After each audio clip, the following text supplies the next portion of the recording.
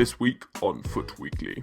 Getting into the professional scene, the first part of our interview with Roma's new eSports manager. After a week off, I talk investments and ratings with a refreshed FUT economist. We've got a pro player inspired, game-changing gameplay tip. We pick out our favourite upgrades so far. As always, we talk through the team of the week, player of the week, and informed impressions. Hello and welcome to week 23 of FUT Weekly. I'm here with Horace. Hello. And I'm Ben, and well, it's actually week 20 for us. It's our 20th anniversary. Yeah, 20th episode. Yeah, it's our 20th episode, which is all very exciting, and it's especially exciting because we're going to have a bonus FUT Weekly extra, you could call it, on Sunday, probably. Today we're talking to Colin Johnson, Roma eSports manager. It was so long and so interesting, we're having to do a whole separate sort of half-hour slot for him. We'll have a chunk with him coming up after we chat with Jamie at @FUT_economist, and so you'll get a bit of a taster of Colin, and then once you've whetted your appetite, you can wait until Sunday, where the rest of the episode will come out. Before that, I just want to mention, if you hear any kind of loud whooshing, it's not my SBC Suarez breaking the net. It's actually, it's very windy in London. It's Storm Doris. Storm Doris. Storm Doris is hitting the UK in force. London has had some high winds and a bit of rain, but I think there's been like 100-mile-an-hour gusts in Liverpool. To be honest, Doris does not sound like the kind of storm that you'd be afraid of. No, not really, but you should be. Yeah. Serious stuff. But obviously, don't worry, the podcast is here to keep you safe from Storm Doris. From Storm Doris. And we've got only a bit of time to kind of talk about what's happened this week. Well, we're going to talk about upgrades later, aren't we? Yeah. But obviously, we knew that there would be upgrades last week, and we've now seen them in action. Some interesting ones to chat about. Oh, we've also had some man of the match cards, which look really good. Yeah, that Cam Mkhitaryan. Yeah, very tasty. Phenomenal. I'm bit expensive at the moment, but they're in packs for a week, so prices may drop. See what happens there. But before that, is there anything particularly kind of this week you want to bring up, or? Nothing really that EA did, but something that I kind of was made aware of the first time in a video by Boris Legend, Boris. He's a pro player. As opposed to #Doris, the hurricane that's currently. Yeah, exactly. No, much more useful. He does quite interesting videos on YouTube, actually. I've seen. And he did a thing on a feature in the game that I just didn't know about. So I know, and I'm guessing most of our listeners will know, that if you press LB or L1, you can send a player on a run. Or if you hold LB and play a pass, then the player that plays the pass will make a run forwards and look to receive a 1-2 pass back. So I knew about that. I didn't actually know that the direction you're pressing the left analog stick when you press L1 selects which player you're going to send on a run. Yeah. And you have to tap L1 very quickly, because otherwise you go into no-touch dribble, but that's a feature that I think most people know about. What I didn't know about at all was that you can use RB to call a player to come to the ball, which is really, really useful. Because, I find loads of times I'll be passing around on the edge of the box if I'm playing sort of possession football, and there just aren't options to play a short pass to feet in the box. And I just find myself having to either go like all the way back to a defender or cross it in kind of hopefully. Whereas you can, if you kind of point your left stick very quickly at a player in the box and at the same time press RB, then they'll actually make a lead out towards you, towards the ball, to try and receive it to feet. And it can just create space that there's no other way of making in the game. Yeah, and one thing I found really useful about this, because I was trying it over last weekend, because we found out about it shortly after the podcast last week.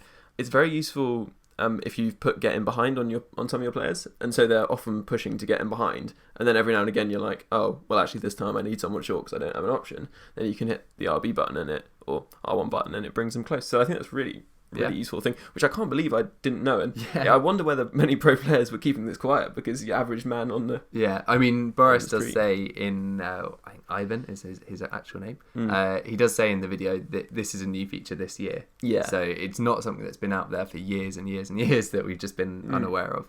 But it is really powerful when you get used to it. A word of warning, it does take a little while to get used to. Like when the first few times I tried it, or like the first many times I tried it, I often just lost possession, because it's trying to introduce something completely new to your game. You're not exactly sure how the players are going to run, and it distracts you a bit. There are things which actually affect the movement of your player that you're controlling. If you hold it for too long, obviously that's going to be a problem. And also, if you obviously don't direct, if you're trying to do the directional, it's the way that you run as well as being the way that you send the player on the run. So it could easily sort of mess up with the player that you're currently controlling. So it's definitely something you've got to practice it a bit, but once you master it, it's a really powerful tool. Well, do you know what I realised about that, which is I was suddenly realising what I've wondered for many matches, why my players were actually not making runs, because I quite like the little drag back.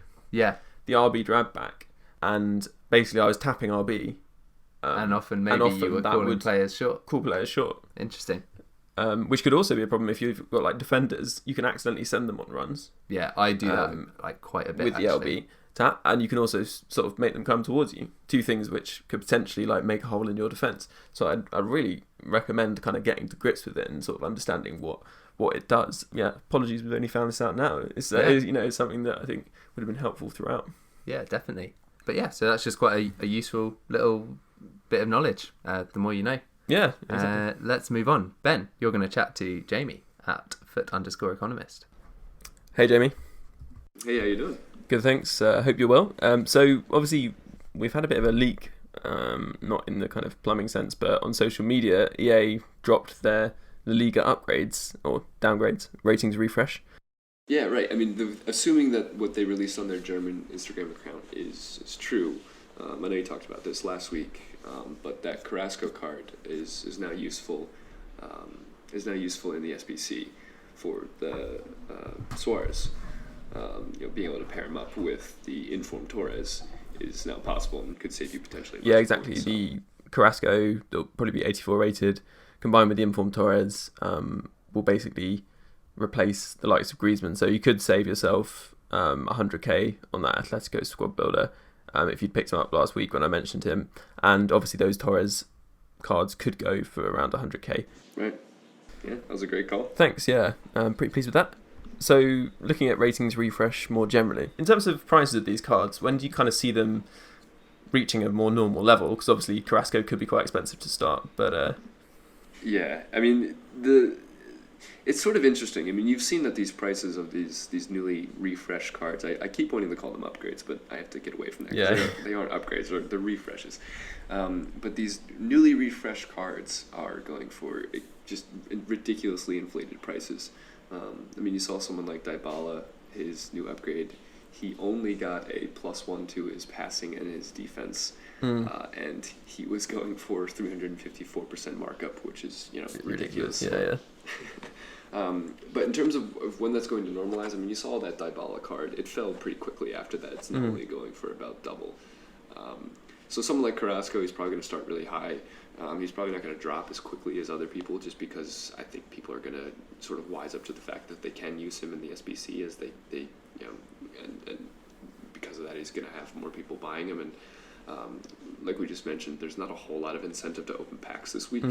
Or I mean, these man of the match cards are tempting, but hopefully we can get something a little bit more like encouraging to open packs next week, because I think there's another round of Champions League matches, and hopefully they release another batch of man of the match cards for that, or something to incentivize people to open packs, because they do take a little while for them to drop down. Just based on previous years, it took about 2 or 3 weeks for them to get down to what they sort of settled at. Yeah, and also that you got the factor that kind of, I suppose, I always think about these upgrades and downgrades. Well, I suppose upgrades mainly we're talking about here is that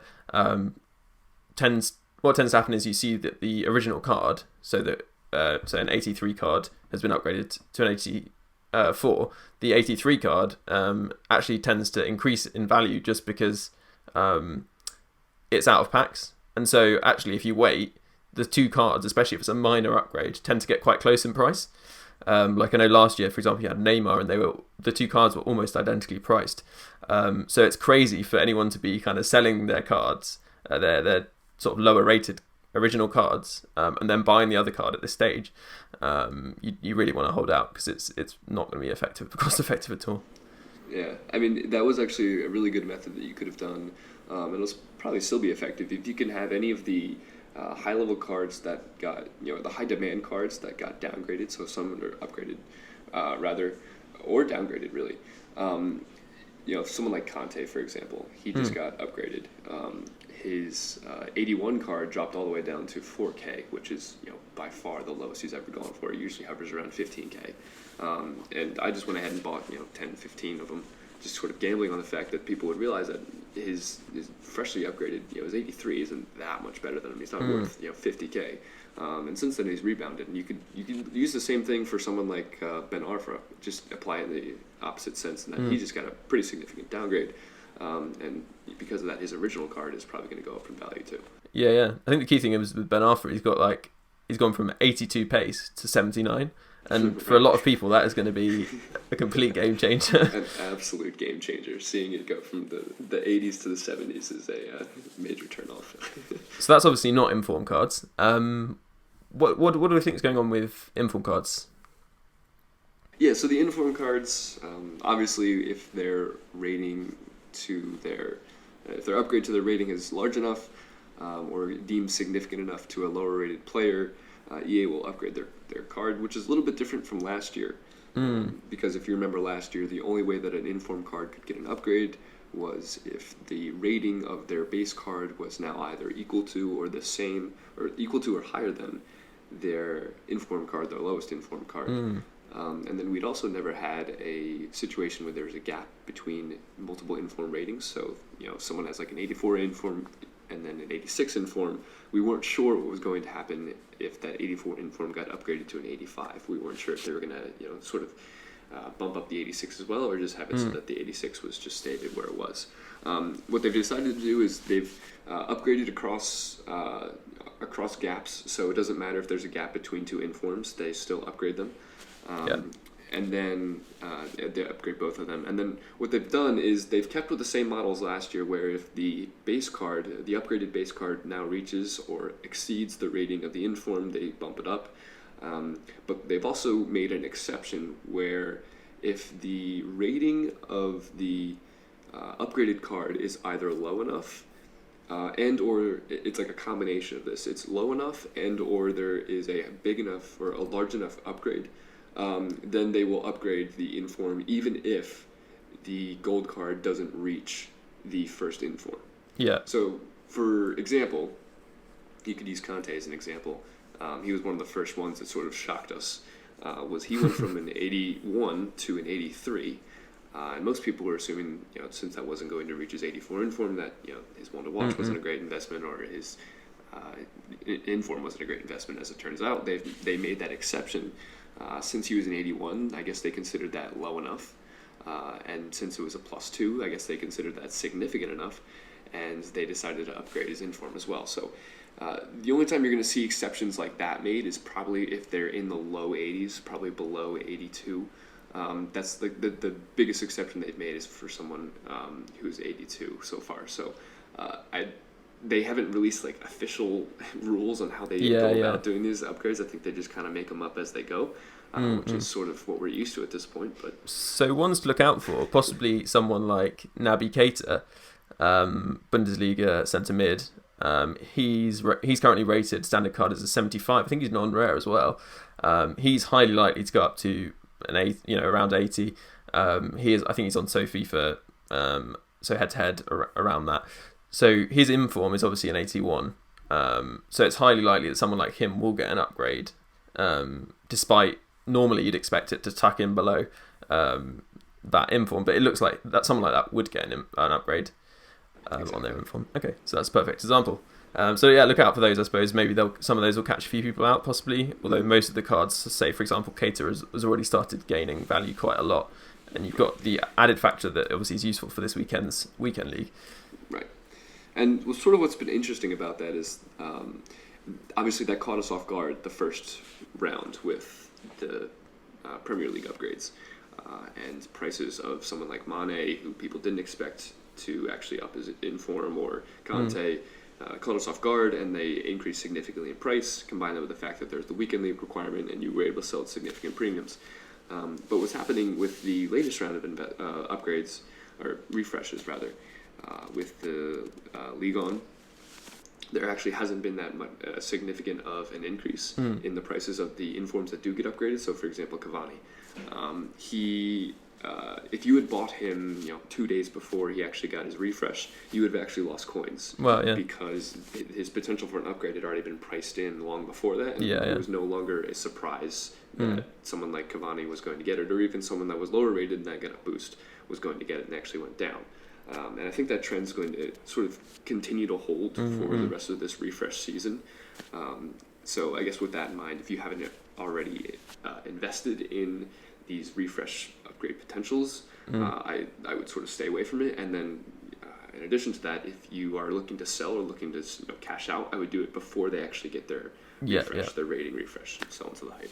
Okay, so as always, selling to the hype is the way to go. Sell into the hype, please do. Great, yeah. So I think that's I sorted on upgrades for this week. I mean, we mentioned it briefly there, but obviously we've had 2 weekends of quite significantly restrictive requirements for weekend league. I won't repeat my feelings on a BPL weekend league because that is every weekend anyway. You didn't enjoy it. No. Yeah, fortunately I could get Neymar and Suarez in, so that was quite fun. But apart from that, it was pretty boring. This weekend should be a bit more interesting. You've got Bundesliga and La Liga.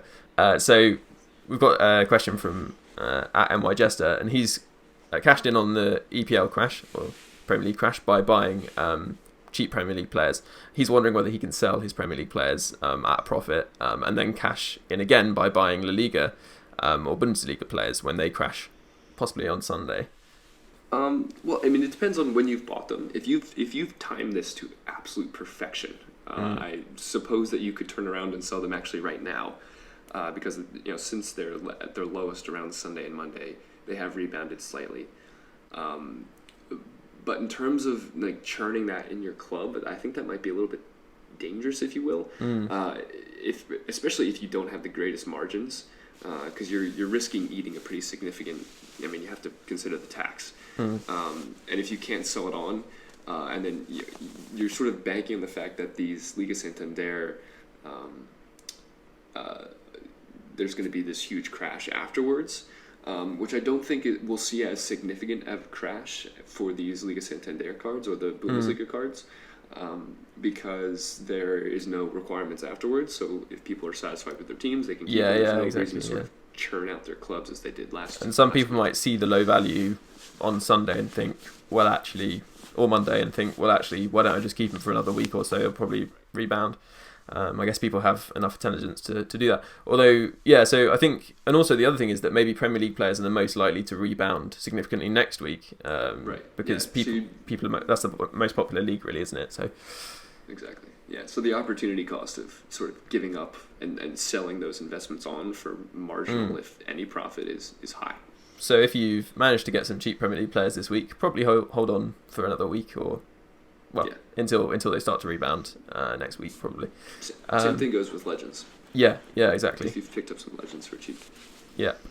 Okay, so additionally, we've got 2 questions. One from @ArielEduardo21 and one from @TMoney41. They're both asking about investments, I guess, outside of the Premier League investments that we're seeing at the moment that may have risen a bit anyway. Are there any players that you'd kind of suggest maybe picking up after this weekend? Right. I mean, right now, if you're wondering about Bundesliga or Liga Santander investments, especially by the time that you're hearing this, the window is most definitely already passed for something like that. But considering that the weekend league requirements have opened up, and hopefully they're going to stay open for a little bit of time, as in terms of having no requirements at all. Cards like Legends and BPL players are still pretty low. You can still get in on those and probably make some decent margins. And then also you might want to start looking to the player of the month. Just on top of the list right now is Lukaku. He has 4 goals. It all came in one game, which is, I guess, a knock against him, but it's definitely a positive for him, being that he has the highest amount of goals, and then his runner-up, who has 3, Gabbiadini, is not going to be playing in the next match because of the FA Cup. So it's just something to keep in mind. Belgian informs might be a decent shout. But other than that, right now is sort of a time where you sit, you wait, you have your investments, and you let the market recover so that you can come to a point where you can sell them. Because there isn't any major catalysts that are going to sort of make it so that you need to be liquid or that you need to make investments right now. So yeah. So if you've got investments, hold on to them, and if you haven't, maybe look at a few popular Premier League players, maybe, or something like that. Right. Yeah. Okay, perfect. Well, in terms of, I think that's covered most of the sort of specific things that we wanted to look at this week. But what about kind of the market more generally? I suppose you've just explained that it's probably best to sit on your investments for the time being. But are you going to see? Do you think you'll see on Xbox a significant rebound for Legend cards next week or so? Yeah, I think that's reasonable. You've already seen them starting to rebound. Some of the higher end ones have already started to rebound. I don't think there's going to be any more. I don't see any more reasons that people would be selling them in mass quantities. I would assume that everyone that's going to or is looking to sell them has already done so.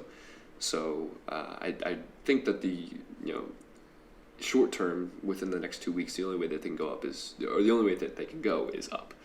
And do you think they'll rebound significantly? Because I personally feel like, certainly having had Crespo and then used SBC Suarez, that maybe there are a lot of cards now which aren't a lot of Legend cards now which are kind of worse than many of the new special cards, and so many of them are kind of lagging behind a bit. Do you think that maybe we won't see them rebound anywhere near where they were a few weeks ago?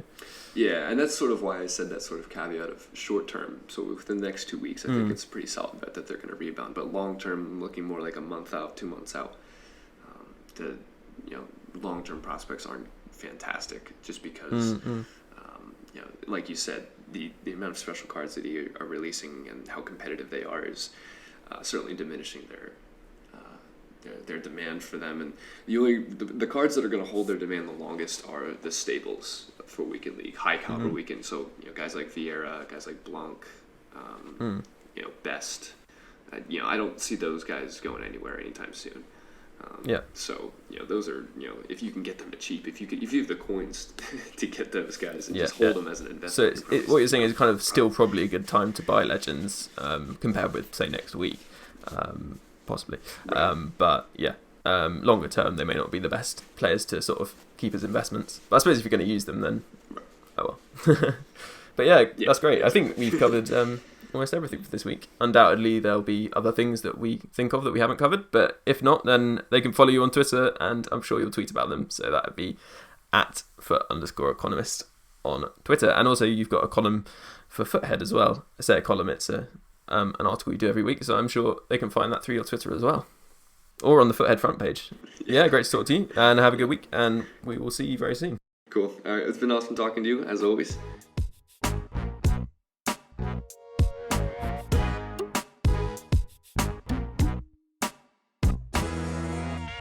Our next guest, quite exciting, Colin Johnson, the new Roma eSports manager. And I think the thing that a lot of people that we've kind of been interacting with are really keen to hear is basically how you came by that role. Like, what's the story behind that? Yeah, it's actually a pretty interesting story. It's not as complex or difficult as you might think. I actually ran the first ever live broadcast professional FIFA league 6 months ago, called the Gamer Saloon FIFA Pro League. And because of that opportunity, I met a bunch of different professional players. And because I got all these contacts, I realized that none of these players really had agents, and all these players are starting to get signed, so I was like, maybe I should do that. So I ended up representing about 12 to 15 of the top 100 players. And, obviously I didn't walk into this with a lot of club contacts, I've kind of had loose connections in the US, but in Europe, basically none. So I literally cold called Roma with an email, basically saying hey, are you guys interested in possibly putting together an esports program? And I got linked up with a digital intern. The digital intern handed me off to the head of social media. Social media handed me off to the head of digital, and I just kept going up and up and up and up the ranks until we actually found out that Roma, first of all, which is owned by Americans, which I think, in my opinion, is a big reason why they actually pulled the trigger on this, because maybe they're not as necessarily traditional as, say, a United, a Liverpool, clubs like that don't necessarily need programs like this. Not saying that Roma needs it, but I just think it was an interesting initiative for them. So it's a nice area for expansion. Yeah. sort of. Yeah. Yeah, because like honestly, since the American owners took over, they've been focusing a lot on this type of stuff, in the digital space, trying to grow their digital footprint. And then we found out that they actually share an owner or an investor with Fnatic. And so then they handed me off to Fnatic and started talking to Patrick over there, who's the chief gaming officer. And yeah, well, it was actually interesting though. The discussion started as, okay, we want to sign these two players that you represent. And that went on for maybe 3-4 months. And then about maybe a month, 6 weeks ago, they were just like, hey, do you want to run the program? And, when you get an offer like that, it's really, really hard to turn it down. Because I was trying to kind of run my own startup and like do some other stuff outside of university, but you can't turn down Fnatic and Roma. It's just it's not something you can do. It's definitely like a once in a lifetime type opportunity. But I feel like I put in enough work over those 4 or 5 months to prove to them that I was almost a necessity for the program to continue. So that's really good. So would you say that is it sort of a full-time job? I mean, obviously you've been really busy over the last few weeks, so you probably feel like it is. But is it something you spend full-time doing, or are you able to get up to other things? What else are you doing at the moment, I think? So actually I used to have a side job, so I would kind of do 3 to 4 days a week with Fnatic and Roma stuff. This was kind of before the announcement, and then I would work just the 9 to 5 job 2 or 3 days out of the week. But now that I'm actually like in the position and it's official, first of all, it's a lot more work than you initially think, because of the different opportunities, the media sources, the sponsors, the events, all this planning and scheduling and making sure the players are happy and making sure that they get the graphics they need and, all the different things that go into it. It's actually a lot more work than you'd think. So now I've actually like moved home for a couple months to actually quit my job, and now I'm doing this full time. So a lot of it's kind of going into like planning of events. We're like pushing a month, 2 months, 3 months. We're planning events for the summer. So it's been a really whirlwind, kind of like fast moving experience, but it's a dream in a lot of ways. So awesome. You say you kind of cold called Roma or cold emailed them. Yeah. Were there other clubs on your radar, or was was Roma your first choice, and that just happened to work out? Actually I emailed over 120 different clubs. I got very, very, very deep into conversations with 2 American teams. Juventus actually spoke to me briefly. Bayern Munich spoke to me briefly. Because some of the players I was representing, were at that level, where they could represent a team like that. But yeah, Roma was just kind of the first one that I felt like really took it seriously for what it was, instead of just this is a cool marketing, thing we can do. Instead, they were like, no, like we want to win, like we want to do this, and we want the players to maybe not on the same level as their footballers, obviously, but closer than a lot of the other programs that you see, where maybe the club will just have a ceremony and then the player, just sits there with the jersey and doesn't really do anything, which in my opinion is kind of what some programs have done. They've just kind of done the ceremony and the player's just like, all right, super, and then doesn't actually do anything with the club. I just don't understand the point. Like, was it just for that initial PR bump, or so it kind of goes into the motivations of these clubs, and Roma was the club, in my opinion, that had the best motivations, especially with the kind of background of Fnatic. So awesome. Yeah, because we saw sort of West Ham sign Dragon kind of like a year ago, something like that, and we certainly haven't heard much more about that since. And a couple of French clubs I know have signed players, a couple of German clubs. But what I was going to ask was, but do you think that Roma kind of taking this much more seriously from an eSports point perspective and really looking to compete, do you think this could spark off a wave of other clubs doing that? Do you think there's definitely interest from other major football clubs? Yeah, no, definitely. Like even just clubs I've spoken to in the past, I got inklings that that they were definitely like really interested. You had clubs like these are rumors, but that Chelsea actually had scouts in Paris. Were actually a big rumor.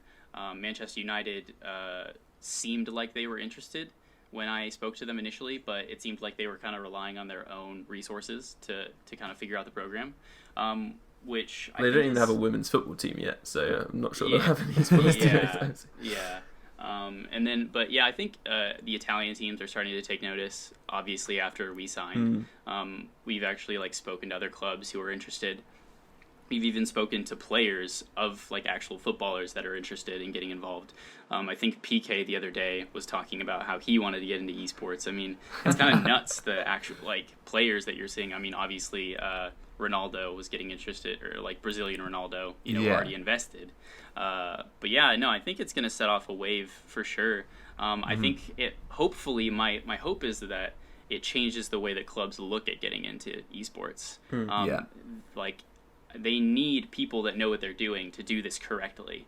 And I think that's why we are kind of in the best position of all the clubs that have signed so far, because we have that backing from Fnatic that has, 10, 15 years of esports experience that they can then use the, resources of Fnatic, but also use the resources of Roma to kind of create this program where I genuinely believe, next year, 2 years from now, we're going to be the program, the team that people want to join. And that's kind of the goal for us. So that's really good. So I think another point leading on from this is I'm kind of interested to know, and I'm sure lots of people are, kind of where is the money coming from for this? Obviously the clubs are putting up money, but are they interested in it in a financial sense? Are they interested in the prize money that is given out in these tournaments? Presumably not so much. Is it more of a publicity thing? And I suppose obviously success leads to publicity. So if Roma's esports players are doing really well, especially if there's no other competition from other Serie A teams, then that can really help their profile grow abroad. Is that kind of the main thing they're interested in?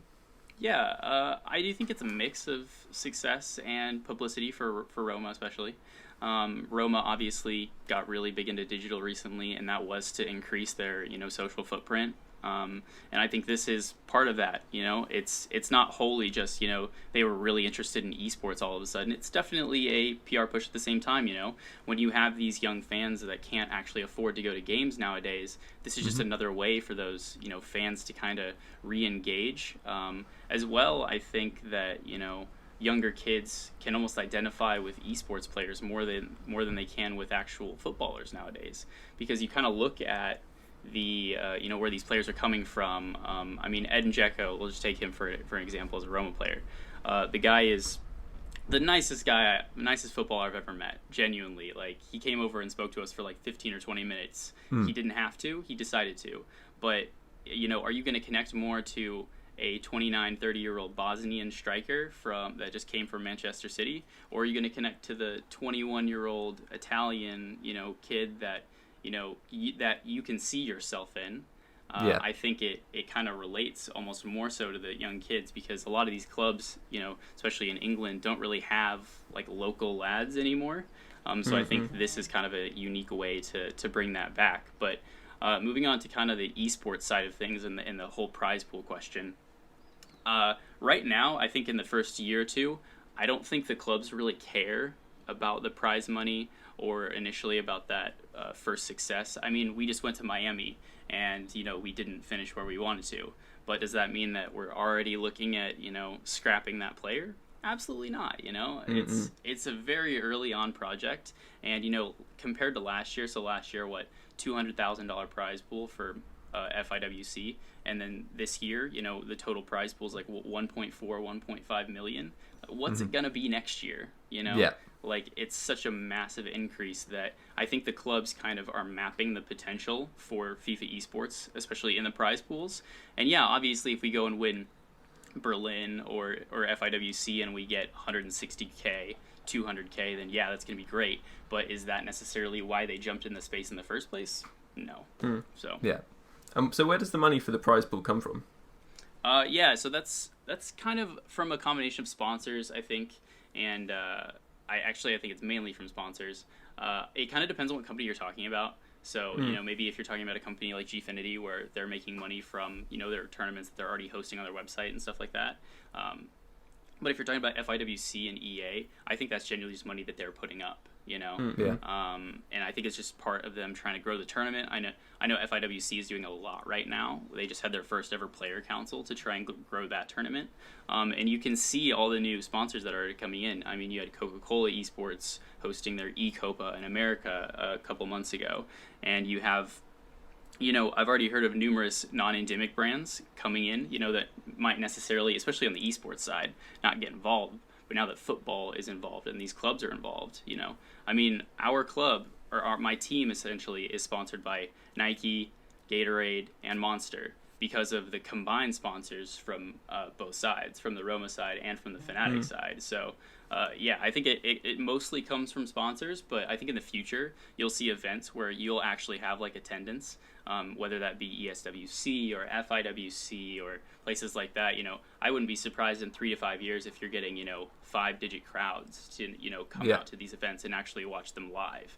I know a lot of the clubs have already been talking about hosting tournaments in their stadiums, you know. So whether that's the Stadio Olimpico in Rome or the Veltins Arena in Schalke, you know, like these clubs genuinely want, you know, people to come out and watch this almost at the equivalent of real football in some ways. Well, yeah, really, really interesting stuff there from Colin Johnson, manager of Roma eSports team. Unfortunately, that's as much as we can fit in this pod, but we're going to have our first FUT Weekly Extra. That'll be this Sunday. We've got probably nearly half an hour of further chat with Colin, where we ask him some of the tough questions. Is professional FIFA too boring to watch, for example? Yeah. And kind of challenge him on the randomness that you get in FIFA. Like, does that kind of stop it being valuable as an esport? And he's got some quite interesting answers to that, really. But there's plenty more good stuff for you in this instalment.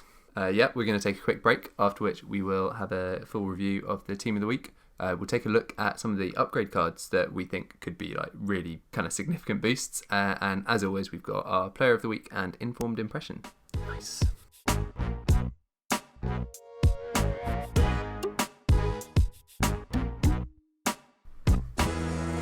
Well, we're back again after a refreshing, well, especially refreshing for Horace, actually. He's just hydrated, ready to dive into the Team of the Week as we go through it and pick out some of our key players this week. And also, we have got the Player of the Week and Informed Impressions. And I've just set a record for the number of times someone said week in the space of a minute. Yeah, so let's get into it. What's your thoughts on the overall picture of this week? Yeah, I think, to be honest, it's an excellent Team of the Week. There's a lot of really useful players that I can definitely see myself using. There was a lot of talk before about lots of predictions had Messi in, so maybe he was one that missed out. We don't quite have that like truly elite tier player, but that is the 89 rated Dybala, which looks phenomenal. Crazy stats on that. Just kind of either side of a mil, depending on which console you're on. So out of maybe the price range of quite a few people, but not everyone. Outside of that, other high-rated players, Isco got a central card. His previous inform was a right wing. This card looks really, really good. 91 dribbling, 87 shooting, 90 passing. Excellent cam there. Another inform for Gamero. His card's looking pretty good. Yeah. I may avoid him because of the lack of 4-star skills. Yeah, does he have 4-star weak foot? I think he does. Okay. Chicharito Hernandez, second inform, relevant. Well, as is Gamero, to this weekend's weekend league. Yeah. Some very nice stats on him. In a league where pacey strikers, apart from Aubameyang, they're kind of lacking a little bit on that. Kind of lacking. An inform for a keeper who I haven't seen used that much this year, but has been a staple in a lot of teams down the years. Diego Alves, the Brazilian at Valencia. I mean, the La Liga isn't the best for keepers, is it? And that will really help anyone out building a team. Argument actually that he's one of the best keepers in that keep there. I know words. I have the best words. There's an argument that he's one of the best keepers in that league now, outside maybe of a potential upgrade to Sergio Asenio.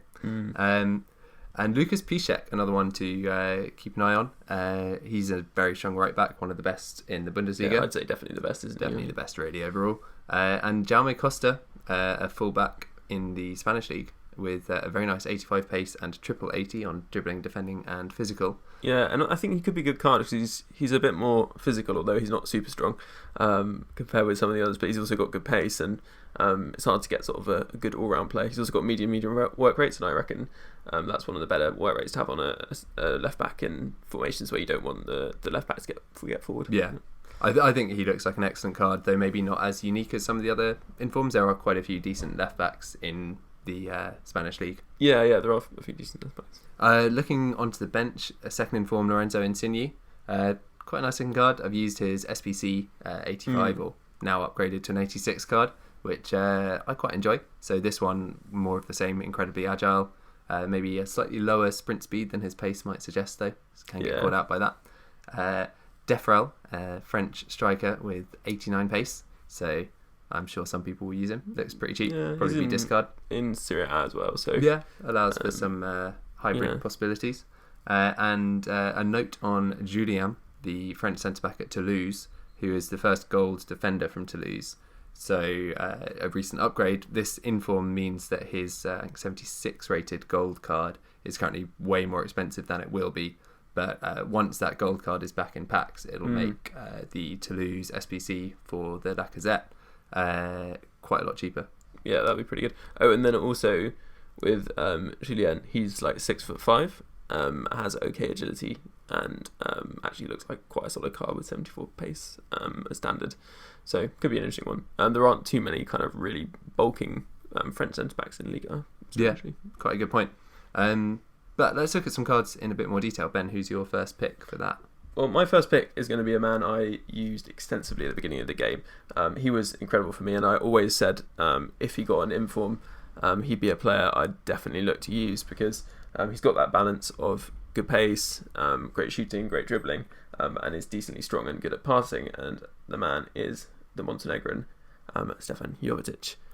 He's a really, really good card. He's not informed, but he's not on a level where you can use him in weekend league as a normal card. And he, I don't know, he lacked a bit of pace, he lacked a bit of finishing at times, and the boost that he's got, just, I mean, with Hunter, he looks like a proper top tier striker. It's unfortunate that obviously now I've got SPC Suarez. He's kind of slightly defunct. He's not the easiest to link, although you do have some interesting Sevilla players like Ben Yedder and people like that. But if you're trying to link him to wingers, that's slightly more difficult. But going on to his stats, so we've got 93 acceleration and 91 sprint speed, so really nice. With Hunter, so we should say. Of course. Yeah, and obviously his shooting great with Hunter, 99 positioning, 95 finishing, 95 shot power, 90 long shots, 90 volleys, and 97 penalties. So no complaints there. And then obviously, as I said, great with the link up play, 85 vision, 85 short passing, and then a wild 89 curve. The only thing that he'll probably lack is a bit of agility, because he's 81 agility. He is strong though at 80 strength, and he's got a bit of hustle to him, having used him, and of course with the ball control at 91 and dribbling at 88. Those stats are obviously a standard because Hunter doesn't affect them. He looks like a really strong card, and I'd really be interested to know what people think of him if you're going to use him. I might look to try him, but it's just slightly awkward to make a team around him, I suppose. Yeah, it's kind of difficult unless you go full La Liga, or at least kind of have a La Liga block around him. But I was going to say, if anyone's going to go into this weekend and thinking I need a better striker, he could be your guy, because he's only about 40k at the moment, which really isn't that bad. Yeah, no, really pretty good value for money for a decent 4-star skill striker in that league. I used, like Ben, his non-informed card in the Serie A early on this year and really enjoyed it. And again, felt just like that boost from an inform could tip him over the edge to being a really effective weekend league player. Yeah, without doubt. Well, let's move on to my card that I'm going to take a closer look at. And again, it's a card that I used the non-inform quite extensively early this year. John Brooks, the USA centre-back, plays for Hertha Berlin in the Bundesliga. He's got a very nice looking inform. Again, going to put shadow on him because I want to maximise that pace. He's got 76 pace by default. With shadow, that takes him up to 88 as a card stat, 85 acceleration, 90 sprint speed, which is quite nice because it means kind of even if he gets beaten over a shorter distance, he's got quite a good chance of catching up to most strikers on the game. He's got 85 strength. I think that's manageable because he is 6'3", 6'4". And he's got the big player model in games. I think he'll be fine. I think he'll be alright. Because I've used centre backs with 80 strength and actually not had too much of a problem. People don't tend to, unless you're against Ibrahimovic, Benteke, the very kind of Lukaku, 95 strength players. You're going to be okay. And moving on to his defending, as with most players, if you drop shadow on them, most centre-backs, if you drop shadow on them, their defending looks phenomenal. He gets 96 interceptions, 99 heading accuracy, 97 marking, 95 standing tackle, and 95 sliding tackle. So no question marks on his defending whatsoever. He will be phenomenal at that. And he'll actually feel all right on the ball. 65 agility is perfectly acceptable for a centre-back. And 71 dribbling, quite a decent stat. Yeah, that's not bad. Also 77 short and long passing. Yeah, though that's really good. Slightly dodgy 57 vision. So maybe don't try pinging, raking diagonals out to your wingers. But in terms of the basic passing you need from a centre-back, more than enough, yeah. He shouldn't let you down. And at the moment he's looking about 15k, I think. I mean, and again, he's another player you could use this weekend. So yeah, looks a really good value player. I mean, obviously the outlay for shadow, obviously going to add another a couple of k, 4k or something, but not bad. Yeah, I think both those are players that are very usable. Kind of whether you're looking for a budget player or whether you're looking for another player for your weekend league team, I'm sure they'd do the job. Yeah. To be honest.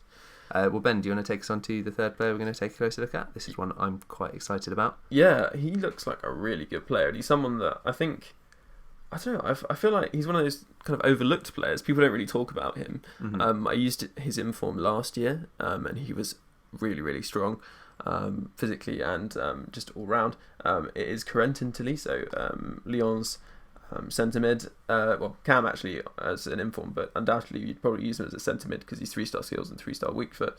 But the thing about him is he's one of those players that just really benefits from the basic chem style because he's so well rounded. We were looking at his sort of overall per position, which you can see on Foothead and Footbin, and he's an 80. The lowest rating he gets is 83 at right back. But everywhere else he's above 85, and this is just on basic chem style, so you could obviously use that to get him higher on all those positions if you wanted to. But yeah, and obviously as a CM, he's really high rated at 88. But yeah, the point is that he can kind of do everything. He's got 90 short passing, 93 long passing, 88 vision, again some basic chem style, 99 jumping for a guy who's 6 foot, 88 strength, 87 aggression and 86 stamina. He's got 86 stand tackle, 80 sliding tackle, 86 heading, 81 interceptions. Really solid agility for a guy who's got 88 strength at 84, 89 ball control and 82 dribbling. Solid balance, great reaction at 88. He can take a long shot, 78 long shots and 92 shot power, 84 finishing even, and 90 positioning. And obviously got decent pace, just below 80. So, I don't know, he's one of those cards that you kind of got to try him to understand, but he is a really, really solid card. He's kind of I suppose he's like your maturity type card. He's got that kind of, I guess, hustle. He's quite quick. He's good on the ball. Just an excellent all-rounder. But better strength than maturity as well. Yeah, better strength and much bigger. Yeah. And he's got, actually probably better shooting, to be honest. His finishing is really solid. Definitely, maturity's not got the shooting. Yeah. Also, the only thing I'd say about him is he is looking like he's around 80k at the moment. Slightly more on PlayStation even. Yeah, slightly more on PlayStation. So I don't know whether he's worth it at this stage, but possibly, looking forward. Post-weekend league rewards he could drop, and he looks like a really tasty card. So I think that's pretty much done it. Sort of wraps us up on Team of the Week. Yeah, some very nice players. If you use any of this Team of the Week, then hit us up, let us know how you found them. Put Weekly Pod on Twitter. Yeah, let's move on. Let's have a quick chat about a couple of upgrade cards. Yeah, that sounds good actually. Yeah, there's been some interesting ones. Do you want to kick us off? Yeah, sure. Well, I've got a card which is, he's actually a special card, but he's been upgraded. He's admittedly a special card, so I don't know whether the comparison's very fair, but he looks very similar to Martial. Not Martial's Inform, because that's just a cheat card. This is probably a slightly more reasonable card, which is more similar to Martial's Not Inform, which is still slightly broken. But we're looking at Balde Dio. Keita. And he's got ridiculous pace, obviously, 93. But he's also quite big. He's pretty much 6 foot, and he's got 82 strength. And on the left winger, that's something that you can't really underrate. Then on top of that, he's actually got 89 agility, which obviously for someone with good strength and height is pretty rare. And if you put sniper on him, sorry, that was with sniper. If you put sniper with on this card, you get 99 dribbling and 96 ball control. He's also got 90 finishing, really solid long shots, 90 positioning, and actually quite decent short passing, much better than Martial in the passing department at 83 short passing. So yeah, he looks really solid, and I think what he'd be really good at is coming on to make a difference in the final stages of a game, because he's got that pace, he's got that agility, he's got that strength. And I think at 20k, he looks really good. Yeah, can't really go wrong. Yeah, and he's got a sort of decent upgrade on his other cards. He went from a 78 to an 80, and he's not in form. 80 card looks pretty strong as well. Yeah, no, it definitely looks really, really good. Well, that's one Senegalese player. I'm going to talk about a different one who had a nice link there. Yeah, nicely done. Clearly quite good at this. He's had a +6 overall. I think I tweeted out his card. It's Idrissa Gana Gueye. He plays for Everton in the Premier League. And lots of people are like always talking about like who the cheap Kante is. This like alternatives to using him. Yeah, actually, the guy that I'm going to talk about is a similar mould, so we can have a bit of a cheap Kante off. Okay, cool. Well, I'm going to take a look at Gueye just with the basic chem style, because I think that he's got very well-rounded stats. If you wanted to specialise, you could put Shadow on him and just really maximise defending. That is not a word. Defending stats, or Catalyst, maximise his passing. Both those obviously will give him like a massive pace boost as well. But I think just with basic, his pace is fine for that position. You get 84 acceleration, 76 sprint speed, which is decent. 78 strength, which again is good enough. 90 stamina, just by default on the card, Nice. which is great. He'll feel very good on the ball with 82 agility, 82 balance, 82 reactions, 84 ball control, and 79 dribbling, which is definitely passable. His defending will be like really, really solid for that position. 87 interceptions, 82 marking, 85 standing tackle, 83 sliding tackle. And his passing as well. He'd have 85 short passing, 80 long passing with 78 vision. So That can definitely work. Yeah. that's excellent. And actually, Stats, to be honest. basic doesn't boost interceptions, does it? So 87 interceptions is standard on the card. You're looking at like with Anchor or with Shadow, 90 and 7 interceptions, which is really quite tasty. Some phenomenal stats on him. And he's a card, I used his 76 non-rare card early on this year and really enjoyed it. And I think with a +6 overall, he's going to be actually like a phenomenal cheap player. Yeah, I can imagine. So my cheap Kante is... Your competitor. My competitor... Well, the thing is, he's definitely not a cheap Kante. Okay. He's a player that a lot of people... He's being spoken of he's as been a cheap... touted as your cheap Kante, but he's not a cheap Kante. He's a very different type of player. And that is Cyprien. Is that his name? Yeah, Cyprien. Wyland Cyprien. And he plays for Nice. Pretty much the whole Nice team got upgraded. As well as like most of the French league, it seems, but especially Nice. And it's a card that is a bit more attacking than Kante. He's got high attacking work rate, medium defensive, and he's still a presence. And he's actually bigger than Kante in size. 3-star weak foot, 3-star skills, but he's more of an attacking player. So he's not got the interceptions or standing tackle or even the reactions that Kante has. But he does have a lot more strength. So he's got 90 strength. Okay, stamina 80, which again isn't in a Kante mould, but he's got 92 short passing, which is actually very strong, and 84 long passing, which is very good for that kind of player. But he's also got 89 agility, so if you combine that with that 90 strength, and then the fact he's got 86 acceleration and 78 sprint speed, this is all with basic, that is really strong. And then he's got 80 finishing as well, so can do a job if he's in front of goal, and then 81 shot power and 78 long shots. So yeah, he looks like a really solid card, both on the ball. He looks a solid card defensively. All his other defensive stats around 80. He averages at 80 on defense. So, apart from he's got terrible heading accuracy. But yeah, he looks a really, really good card, and he's really benefited from the +7 upgrade or something he got from being a silver. So yeah, a solid card, but don't use him thinking he's going to be Kante. He's a much, much better player on the ball with his sort of good vision and dribbling and agility. Wants to be a bit further up the pitch. Yeah. Probably you could have him sort of one of two midfielders if you're playing a 2-man midfield, or if you're playing a midfield, you could use him at CDM, but you'd probably want a more natural CDM next to him. Yeah. Or you can play him as one of the two centre mids with a more defensive player behind them. Well, I've got one more player I want to talk about in a little bit of depth, but also just a shout out along the Senegalese theme. Sadio Mane, who got I think a +3 on his base card. Which kind of shuffled up the tiers of all his special cards to a +1 on his previous 86 inform, second inform card, which is now an 87, which got a +1 to pace, taking it up to 99, +2 to shooting, +3 to passing, +2 to dribbling, and +8 to physical. And that basically sort of wiped out the problems with this card, which were low stamina. And he now gets 92, he gets 83 stamina and 92 strength by default. on what is quite a tiny card. I think he's 5'8", 5'9", something along those lines. But he's now got, if you use something like Marksman or any chem style that boosts strength, he gets 97 strength, and he's got 97 agility by default, 94 balance. And having used him in this past weekend league, this 87 card, it's kind of broken.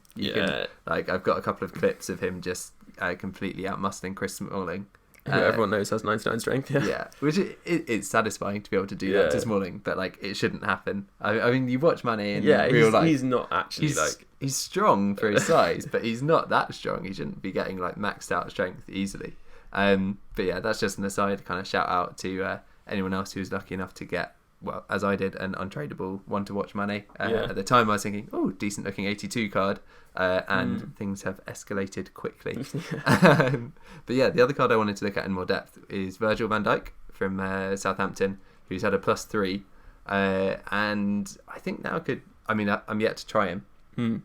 But in terms of the general balance of his stats, I think with Shadow he might actually be able to compete with Chris Smalling as a really big bulky centre back in the Premier League. With Shadow he gets 88 acceleration, 85 sprint speed, which is good. Then 93 interceptions, 94 marking, 99 standing tackle, 93 sliding tackle, and he has 92 strength by default, and 80 jumping, which on a card which is 6'3", 6'4", is going to be really, really good. He's also got 71 ball control, 70 dribbling, 72 short passing, and 77 long passing. So that is very solid. He'll be good on the ball, which is probably the one weakness in Chris Smalling's game. Definitely. He's not terrible, but this card is probably better than him there. Yeah, it looks really outstanding card. And I think that's pretty much us wrapped up on upgrades. I mean, obviously there are loads of upgrades, loads of them are really interesting, so get in touch. And still more to come out, of course. Yeah, and more to come. So, let us know if you've got any particular gems you want to share with us. But apart from that, should we move on to Player of the Week and Informed Impressions? So my Informed Impression this week, it's a second Inform. It's a card we definitely spoke about when he was in Team of the Week. And he's part of the Gullet gang, or whatever you want to call it, of cards who have above 80 on every card stat. It's Seamus Coleman. And I used him throughout the whole of the Premier League Weekend League. And I was quite impressed with him, actually, as you might expect for a card with these stats. And he's also not cheap. He's not particularly cheap. He's kind of hovered around 80k on Xbox and a little more than that on PlayStation consistently. I used him with the Anchor Chem style. I think you could probably use Shadow, though it's only really interceptions where you're going to notice a difference on his defending stats. It's just for getting the kind of +5 pace that Shadow is going to give you. With Anchor, he's got 93 acceleration, 88 sprint speed, 90 strength, which is very nice, 96 aggression. So that really, really helps. The card has 99 stamina by default.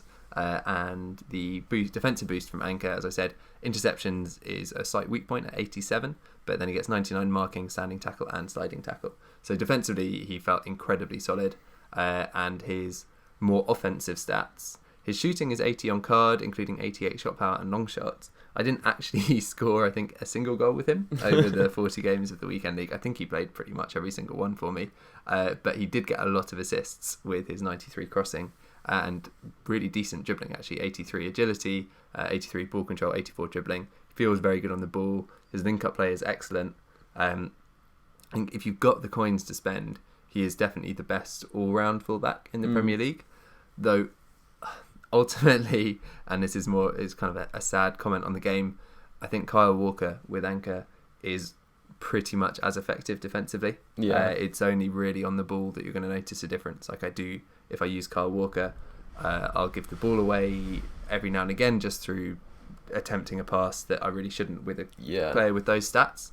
Whereas with Coleman, you can kind of get away with that because he does have 88 short passing, 80 long passing, 80 vision, kind of some really nice, solid passing stats on the card, which are kind of card stat is 83, which is kind of brought down by 40 free kick accuracy and 48 curve. So he's sort of, unfortunately, I guess I'd say a bit of a luxury player. I think I was happy to have those coins sunk into him for this Weekend League, but in general, I think you'd be better served by putting if you're on a budget, by putting your coins into maybe your attacking players or like a top tier goalkeeper. So a brief note, maybe I'll talk about him in more detail in the future, but David De Gea I used this weekend, and I think he's a head and shoulders above any other keeper in the Premier League. But yeah, so maybe a slight downer on the informed impression. I was Yeah. really impressed, but I think value for money, you can do so much better in the Premier League. What kind of like fullback does he kind of remind you of most that people might have used? Because he's quite an interesting player. He's a bit better on the ball. Is he sort of like a Kazawa type? Maybe a Kazawa, a bit like maybe an Alexandro style card. Like nice. He feels solid and like you like he feels really solid on the ball. Kind of, he can definitely contribute a lot going forwards. But actually, I mean, he kind of, even with Anchor, felt probably slower than Alexandro and not much stronger, even though he should have 90 strength, 96 acceleration. I don't know. I think maybe my expectations were really high because his stats were so good. Yeah. And he is probably the best fullback I've used this year, but not by such a distance. Yeah, he's not going to sort of be a game changer on. Yeah. Yeah, exactly. But moving on from Seamus Coleman, do you want to give us your player of the week, Ben? I do. He is a player that I've mentioned a lot over the past week or so because I've obviously been completing, as many of you will know, the Liga SBC for SBC Suarez. I think it's hard to say how much he costs because I was really fortunate to have a lot of the silvers untradeable for some strange reason. I think to do with the SBC guaranteed player packs. And also because I had SBC Juanfran, who I submitted, so that would save me 100k. So I suppose, as someone was asking me on Twitter, is he worth it? Yes, he is, but only if you're not going to pay 600k or whatever it is that he apparently costs according to the SBC calculator on Footbin. If you're paying that much, not sure he's really worth it because the inform is a couple of 100k more and you can sell him. But if you're going to submit untradables, therefore obviously actually making great use out of those untradables and giving them value in a sense. I think my justification for doing it was kind of, well, I really like Neymar. I'd probably look to get some of his special cards. The fact that I could get a really, really elite striker for the cost of maybe 400, 450k, probably less actually, who was, I guess, otherwise would have cost me around 800k, just kind of made a lot of sense to me. So if you're going to use him a lot, then it's worth it. And I say a lot, like if you're going to use him for weekend leagues over the next 2-3 months, that's probably worth it. And if what I've said kind of sounds like you, then I think definitely go for it. You won't regret it. He's a really quality player. Yeah, I mean, for me, my similar thing is getting the player of the month, Zlatan. And my outlay for a Zlatan at that point was maybe 500k. I got in relatively early, but it was still a hefty amount of coins to lock away in an untradeable. But I've now played like well over 200 games and got more than a goal a game with him. So he definitely, I feel, was worth it. Yeah, and I've used him for, well, you probably may have seen the screenshot on Twitter, but played 50 games, he scored 70 goals, which is a really, really good return. And that's kind of playing him as more of a false nine. So what I've done is I'm playing the 4-3-2-1, mainly to use Neymar. I feel like because of his low stamina, the standard card needs to be played at left forward. And what I've done is got Suarez as a striker, and then I've put false nine on him. So I've put Engine on him as well. So his stats look really, really solid with Engine actually, because his shooting's already outstanding. But having him in a kind of more free role kind of takes advantage of his really good long shots. And also, I suppose the sad thing is about the way the game is, he can definitely go beyond and push past the player and run into the box. But in terms of making like really big free ball style runs, he's good, but he's not Neymar and he's not informed Cuadrado who I have on the other side. So I'd say that is quite a good role for him. And if you're playing the 4-3-3-5, so the formation with the false nine, he'd be ideal for that. So what I've gone for with Engine means that he gets 99 acceleration, 93 sprint speed, and he's also got 90 strength. So he's pretty good on the ball in terms of fending off players. But he also gets 94 agility, 99 reactions, 99 ball control, and 99 dribbling with Engine. So phenomenal across there. And then 72 balance with Engine. So that is a reason to use Engine, because otherwise his balance is only 62. So that's quite important. And then 98 finishing as a standard on the card, which is phenomenal. 96 positioning, 90 shot power, 89 long shots, 91 volleys, and 88 penalties. Just don't really need boosting. They're all really solid. And then 98 short passing, 99 free kick accuracy, 96 curve, 94 vision, and I have actually scored quite a few free kicks with him. Yeah. I was showing you a few earlier, and you can really get both the power ones from distance and the ones from.